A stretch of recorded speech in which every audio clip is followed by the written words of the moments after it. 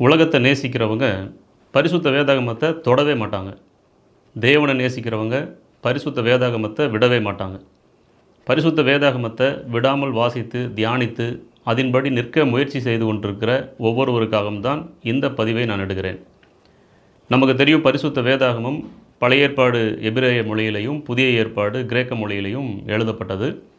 இன்னும் சில மொழிகளில் கொஞ்சம் கொஞ்சம் வசனங்களை எழுதியிருக்கிறாங்க. அதை போன வீடியோவில் பார்த்தோம். வேத ஆராய்ச்சியாளர்கள் என்ன சொல்கிறாங்க அப்படின்னா, பரிசுத்த வேதாகமத்தின் உண்மையான அர்த்தத்தை நாம் அறிந்து கொள்ள வேண்டும் என்றால் எபிரேய மொழியில் சொல்லப்பட்டிருக்கிற விஷயங்களையும் கிரேக்க மொழியில் சொல்லப்பட்டிருக்கிற விஷயங்களையும் நம்ம கவனித்து பார்ப்பது நல்லது. அல்லது நாம் பயன்படுத்துகிற மொழிபெயர்ப்பை அந்த மூல பாஷையோடு கூட ஒப்பிட்டு பார்த்து வாசிப்பதும் தியானிப்பதும் நல்லது என்று சொல்லுகிறார்கள். ஏன்னா அப்போ தான் பரிசுத்த வேதாகமத்தில் சொல்லப்பட்டிருக்கிற வார்த்தைகளுடைய முழுமையான அர்த்தங்களை நம்ம தெரிந்து கொள்ள முடியும். அது இன்னும் தேவனை பற்றி அறிந்து கொள்ளவும், பரலோக காரியங்களை புரிந்து கொள்ளவும், நித்திய ஜீவனுக்கு ஏதுவாக நம்முடைய வாழ்க்கையை அழைத்து செல்லவும், மிக முக்கியமாக ஆண்டவராகிய இயேசு கிறிஸ்துவனுடைய அடிச்சுவடுகளில் நடக்கவும் நமக்கு மிகவும் பிரயோஜனமுள்ளதாக இருக்கும். சரி, நம்ம எபிரேய மொழியை கற்றுக்கொள்ள முடியுமா, கிரேக்க மொழியை கற்றுக்கொள்ள முடியுமான்னா ரொம்ப கஷ்டம். அதற்கு பதிலாக எபிரேய மொழியில் இருக்கிற பரிசுத்த வேதாகமத்தையும் கிரேக்க மொழியில் இருக்கிற பரிசுத்த வேதாகமத்தையும் அதில் இருக்கிற முக்கியமான வார்த்தைகளை பற்றிய அர்த்தங்களையும் நம்முடைய மொபைல் ஃபோன்லேயே, அதுவும் நம்முடைய தமிழ்லையே அறிந்து கொள்வது, எளிதாக அறிந்து கொள்வது எப்படி அப்படிங்கிறது தான் இந்த வீடியோ பதிவு பார்ப்போவாங்க. கிறிஸ்துவுக்குள் அன்பானவர்களே, நம்ம பரிசுத்த வேதாகமத்தினுடைய மூல பாஷையாகிய எபிரேயம் கிரேக்கம் இந்த ரெண்டுடைய அர்த்தங்களையும் எளிய தமிழில், அதுவும் நம்முடைய மொபைல் ஃபோன்லேயே பார்த்து கொள்வது எப்படி அப்படிங்கிறத பார்த்துட்ருக்கோம். முதல்ல ப்ளே ஸ்டோர் ஓப்பன் பண்ணிக்கோங்க. அதில் சர்ச் பட்டன் அதை கிளிக் பண்ணிங்கன்னா மேலே சர்ச் ஓப்பன் ஆகும். அதில் மை பைபிள் அப்படின்னு சொல்லி டைப் பண்ணுங்கள். அப்படி டைப் பண்ணி ஓகே கொடுத்து சர்ச் பண்ணிங்கன்னா இந்த ரெண்டாவது வருது பார்த்திங்களா, மை பைபிள் ஆப். இதை பற்றி ஏற்கனவே உங்களுக்கு ஒரு வீடியோ போட்டிருக்கேன்.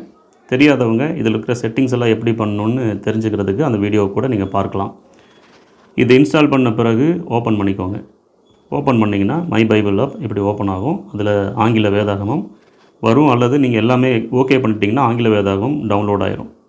ஒருவேளை உங்களுக்கு இந்த பைபிள்ஸ் டவுன்லோட் பண்ணணும் அப்படின்னா நீங்கள் நேராக இந்த மேலே வலது பக்கம் தெரிகிற 3 புள்ளிகளை கிளிக் பண்ணி வலது பக்கம் கீழே மாடல்ஸ் அப்படின்னு இருக்கு பாருங்கள், அதை கிளிக் பண்ணி நீங்கள் டவுன்லோட் பண்ணிக்கலாம். இது எல்லாமே அந்த பழைய வீடியோவில் நான் உங்களுக்கு சொல்லி கொடுத்துருக்கேன்.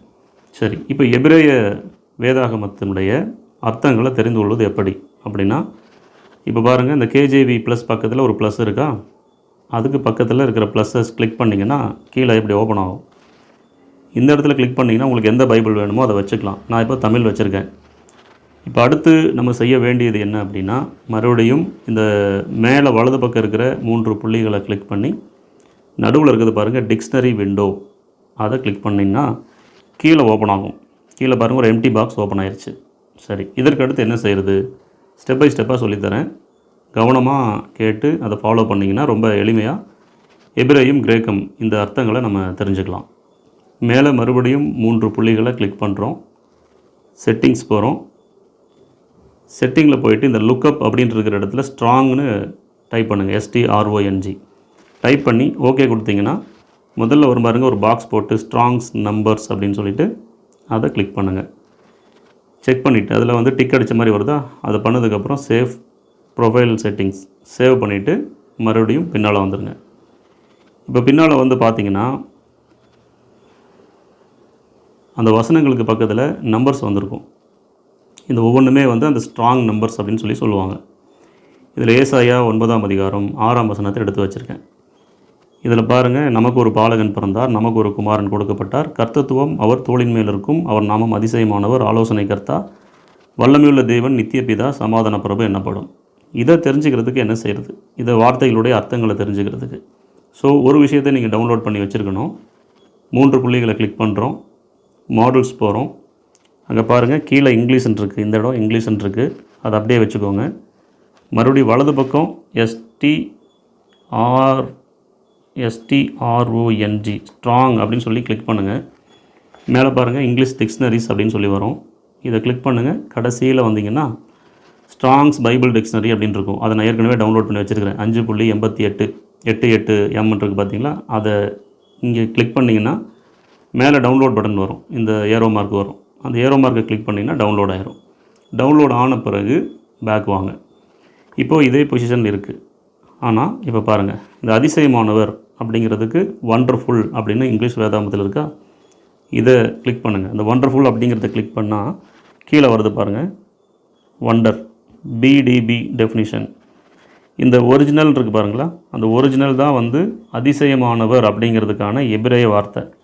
அதை எப்படி கூப்பிட்றாங்க, பேலே, பிஇஎல்இ பேலே.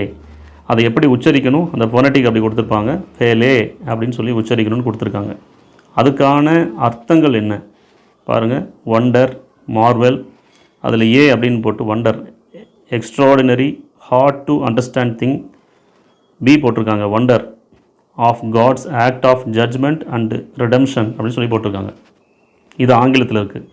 இதை எப்படி தமிழில் நம்ம தெரிஞ்சுக்கிறது அப்படின்னா, மறுபடியும் நீங்கள் ப்ளே ஸ்டோர் போகிறீங்க.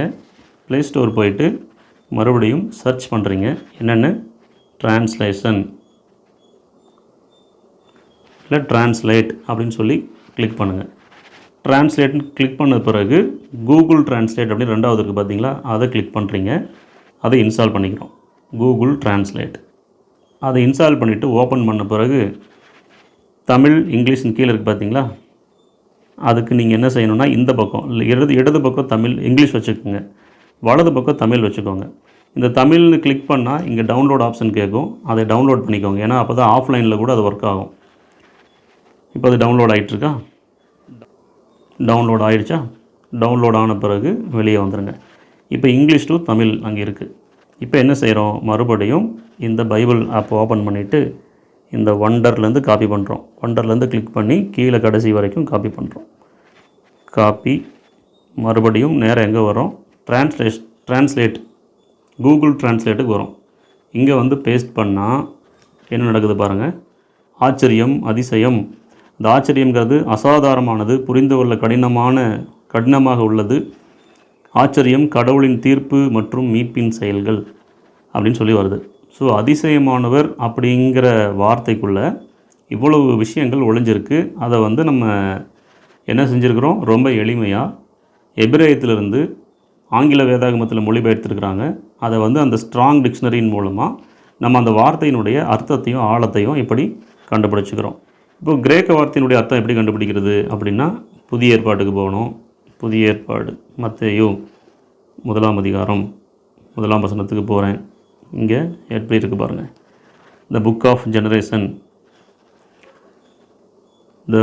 Generation of Jesus Christ. இப்போ கிரைஸ்ட் அப்படிங்கிறது கிரேக்க வார்த்தையில் கொடுக்கப்பட்டிருக்கிறது. 5547. அதை கிளிக் பண்ணுறேன்.